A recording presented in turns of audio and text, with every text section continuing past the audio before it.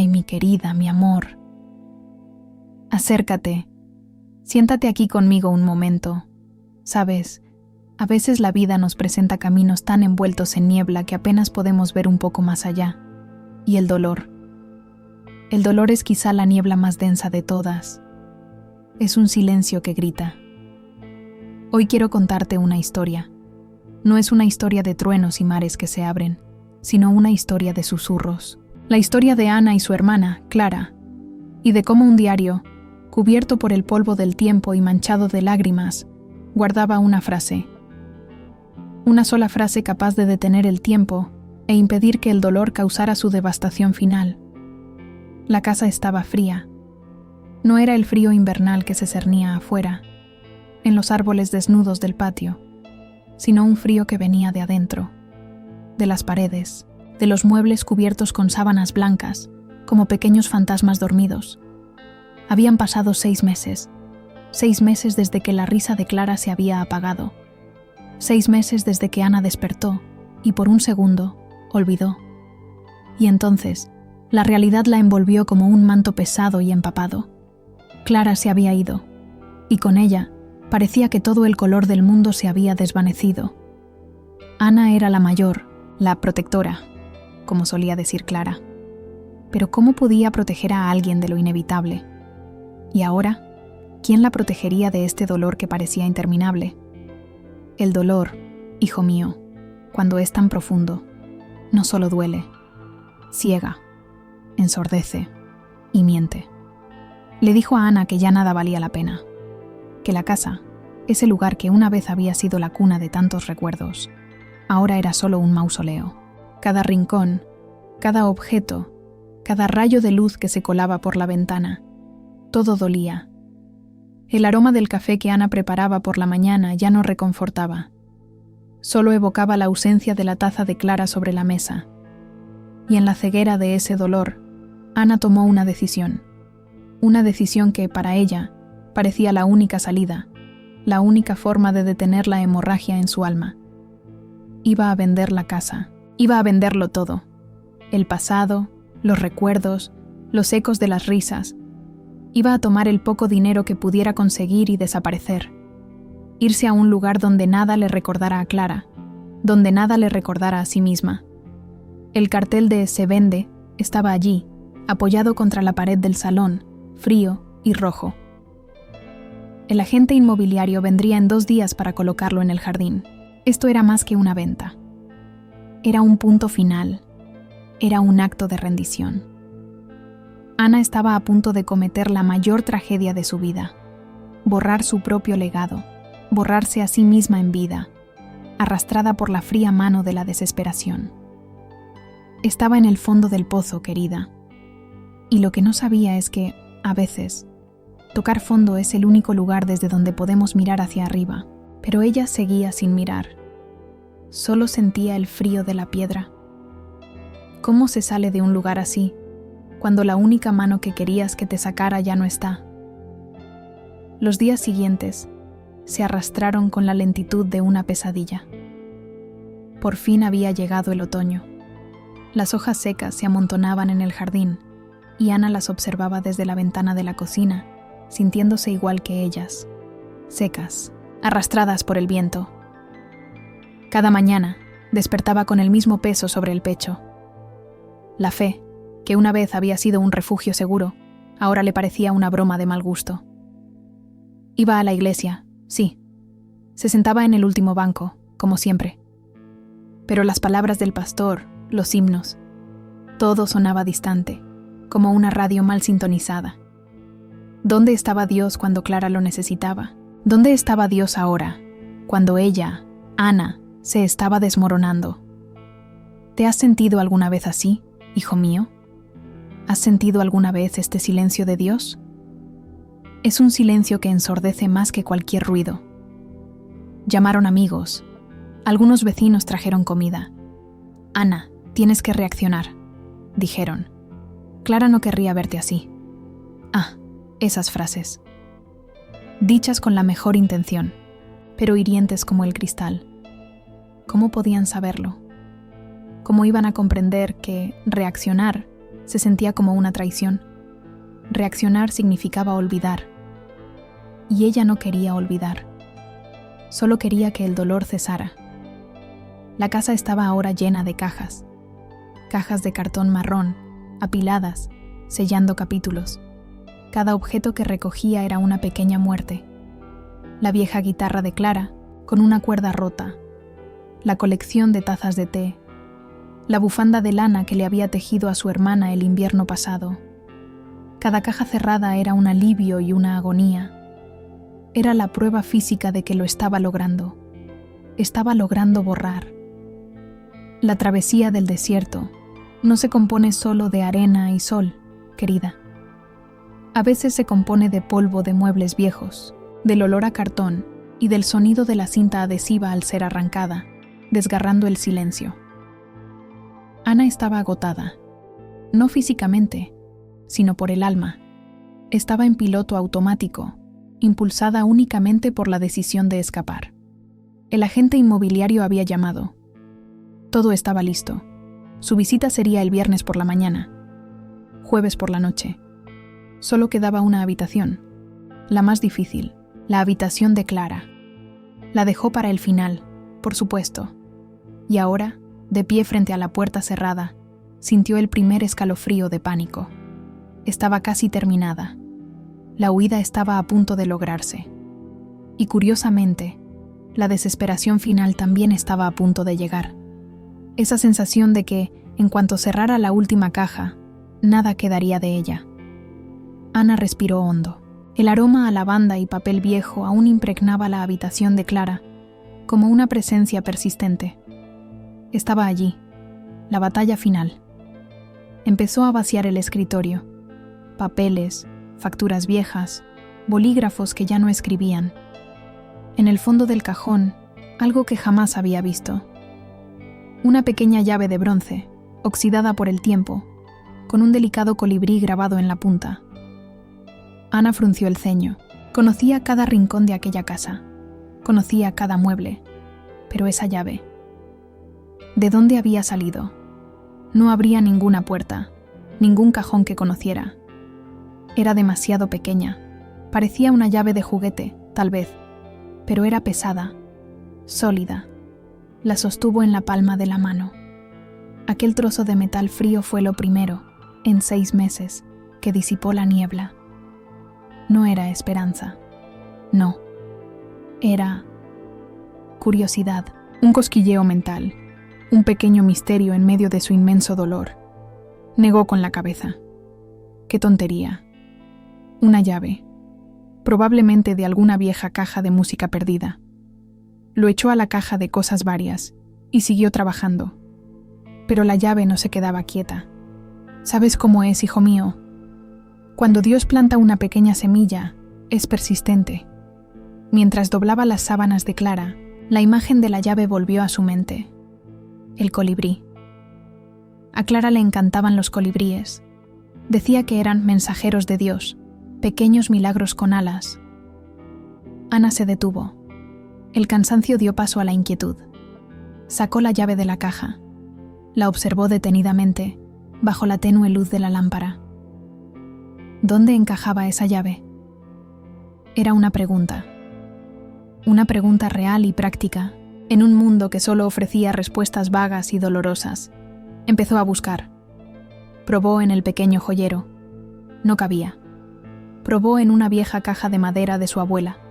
Demasiado grande. Pasó casi 1 hora en esa búsqueda inútil. ¿Por qué hacía esto? La casa se vendería en menos de 48 horas. ¿Qué más daba una llave? Pero era algo a lo que aferrarse. Un propósito, por pequeño que fuera. Y entonces miró la parte superior del armario. Allí arriba, cubierta de polvo, había una caja que no había visto en años. Una vieja sombrerera de cuero oscuro que había pertenecido a su bisabuela. Ana nunca supo qué había dentro. Clara siempre la llamaba la caja de los ecos, la caja de ecos. Así la llamaba Clara. Un juego de la infancia. Decían que si acercabas la oreja, podías oír las historias de la familia. Ana necesitaba un taburete para alcanzarla. El polvo le picaba la nariz. La caja era pesada. El cuero estaba seco y agrietado en los bordes. Y en el frente, casi invisible, había una cerradura diminuta. Una cerradura tan pequeña que nunca la había notado. Su corazón, por primera vez en meses, dio un vuelco. No de alegría, sino de anticipación, un nerviosismo eléctrico. Con manos temblorosas, limpió el polvo de la cerradura y acercó la llave de bronce. El colibrí pareció observarla, introdujo la llave y encajó en su sitio, como una pieza de rompecabezas. Un clic seco y metálico rompió el silencio de la habitación. Ana dudó. ¿Qué podría haber dentro? ¿Las joyas de la bisabuela? ¿Documentos antiguos? Una parte de ella quería cerrar la caja, guardarla en su sitio y seguir ordenando. Era más seguro permanecer en el dolor que ya conocía que abrir las puertas a lo desconocido. Pero el clic de la llave había sido una llamada. Abrió la tapa. El olor a papel viejo y flores secas la envolvió. No había joyas, no había oro. Solo había una cosa. Un cuaderno, de tapa dura con terciopelo azul, desgastado en las esquinas. El diario de Clara. Ana se quedó sin aliento. Clara nunca había dejado que nadie leyera su diario. Era su santuario. Ana se sintió como una intrusa. Iba a cerrarlo, a guardarlo. Pero la llave estaba allí, en el cajón de Clara. Y la caja estaba allí, en lo alto del armario. Esto no había sido un accidente. Clara sabía que lo encontraría. ¿Pero cuándo? Cuando llegara el momento oportuno. Y Dios mío, qué momento tan inoportuno parecía. Se sentó en el frío suelo de la habitación, con el diario en el regazo. La caja de ecos. Ahora lo entendía. El eco de la voz de su hermana. El corredor vendría mañana. La tragedia estaba marcada, con hora y fecha. ¿Qué podía hacer ese diario? ¿Qué podía decir que cambiara la decisión de un alma que ya se había rendido? Ese cuaderno era la conexión que no sabía que buscaba. La llave no solo abría una caja, abría la puerta a la única voz que podía alcanzarla. La noche avanzaba. La casa estaba en absoluto silencio, salvo por el crujir de las páginas al pasar. Ana comenzó a leer. Al principio, lloró. Lloró como no había llorado en meses. No era el llanto seco del dolor. Era un llanto de anhelo, de reencuentro. Leyó sobre los días cotidianos de Clara, sobre el pastel que se quemó en el horno, sobre la alegría de ver al colibrí en la ventana, sobre la frustración en el trabajo. Leyó sobre las pequeñas luchas de fe de Clara, las dudas que nunca compartía con nadie. Ana se dio cuenta de que, si bien ella era la protectora visible, Clara era el silencioso ancla espiritual de esa casa. La fe de Clara no era ruidosa. Era como la raíz de un árbol antiguo, profunda y firme. Ana leyó durante horas. Vio su propia historia contada a través de los ojos de su hermana. El amor, la admiración que Clara sentía por ella y la preocupación. Ana se esfuerza tanto por ser fuerte para todos, escribió Clara una vez, que me temo que se olvidará de ser fuerte para sí misma. Las palabras la golpearon como piedras. Ya era muy tarde cuando llegó a las últimas páginas. Eran entradas breves. La letra de Clara era un poco más débil, pero aún firme. Eran días antes del final. Y entonces, la última entrada. La última página. Eran solo unas líneas. El corazón de Ana latía con tanta fuerza que podía oírlo en el silencio de la habitación. Leyó la última frase, y la releyó, y la volvió a leer, y el mundo se detuvo. La frase decía: «Mi queridísima Ana, si algún día el dolor se vuelve tan grande que piensas en borrar nuestros recuerdos, recuerda, el hogar no son las paredes, el hogar es el amor que permanece. No cierres la puerta de tu corazón, vive por los dos». El aire se le escapó de los pulmones a Ana con un sollozo. Borra nuestros recuerdos. Eso era justo lo que estaba haciendo. Vender la casa. No cierres la puerta de tu corazón. Eso era lo que había hecho. La frase. La frase. No fue una coincidencia. Era una carta. Una carta del más allá, entregada justo cuando más la necesitaba. Era como si Clara estuviera allí, en la habitación, con la mano en su hombro. El milagro no fue un toque de trompeta. Fue un susurro escrito con tinta azul sobre papel amarillento. En ese preciso instante, el teléfono de Ana, olvidado en el bolsillo de su abrigo, vibró. Casi lo ignoró. Pero volvió a vibrar. Era la alarma, las 8 de la mañana, y un segundo después sonó el teléfono. El nombre en la pantalla. Corredor. La tragedia llamaba a la puerta. El hombre que colocaría el cartel en el jardín.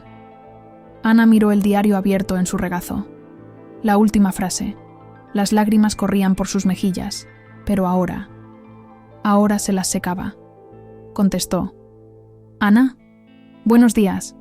Estoy aquí, listo para colocar el cartel. Solo necesito tu confirmación final». Su voz era alegre, profesional. Ana respiró hondo. El aroma a lavanda y papel viejo le llenó los pulmones. «Señor Martins», dijo con voz firme, una voz que no había escuchado en 6 meses. «Yo he cambiado de opinión. Ya no voy a vender». Hubo un silencio al otro lado de la línea. «Pero, Ana, todo estaba bien». «Lo sé», la interrumpió con suavidad. «Pero ya no voy a hacerlo. Gracias». Colgó. Y en el silencio que siguió, Ana sonrió, por primera vez en 6 meses. La tragedia se había evitado. Hija mía, hijo mío.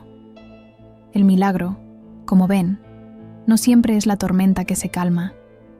A veces, el milagro es una voz que nos alcanza en medio del vendaval. La voz de Dios a menudo usa las voces que más amamos. Su plan es complejo, tejido con hilos que no podemos ver. Piénsenlo, la llave, la caja de ecos, el diario, todo estuvo ahí, siempre. Pero Ana solo los encontró cuando estaba al límite, cuando estaba a punto de tomar la decisión que destruiría su futuro. Dios esperó. Esperó el momento exacto en que las palabras de Clara no solo serían un consuelo, sino una salvación. La fe no se trata de entender por qué suceden las cosas malas. La fe se trata de confiar en que, incluso en la ausencia más oscura, el amor deja ecos. Clara se ha ido, pero su fe, su amor, su palabra. Y allí permanecieron. Y esa palabra, reservada por Dios en el momento justo, tuvo el poder de detener una tragedia. El legado de Clara no radicaba en las cosas que dejó, sino en la fe que vivió y en las palabras que escribió. Y el amor, querida, el amor es lo único que realmente vence a la muerte. La casa de Ana ya no era un mausoleo. Esa mañana, con el diario en su regazo, volvió a ser un hogar. Un hogar donde el amor permanecía. ¿Y tú? Tú que me escuchas ahora, quizás con el corazón apesadumbrado por tu propia lucha, por tu propia añoranza. ¿Alguna vez encontraste una última frase que lo cambió todo? ¿Alguna vez sentiste la mano de Dios guiándote a través del recuerdo de un ser querido? ¿Alguna vez viste un milagro oculto en un objeto antiguo, en una palabra olvidada? De verdad quiero escuchar tu historia. Déjala en los comentarios. Cuéntame cómo la fe, de maneras misteriosas, también te ha salvado. Tu historia podría ser el diario que alguien más necesita leer hoy. Si esta conversación te conmovió, escribe amén. Dale me gusta a este video para que este mensaje de esperanza llegue a otros corazones que lo necesitan. Y, por supuesto, suscríbete al canal para que podamos seguir compartiendo estas historias, estos relatos de fe, juntos. Recuerda, incluso en el silencio más profundo, Dios está escribiendo tu historia. Y la última frase. La última frase siempre será una de esperanza. Que Dios te acompañe.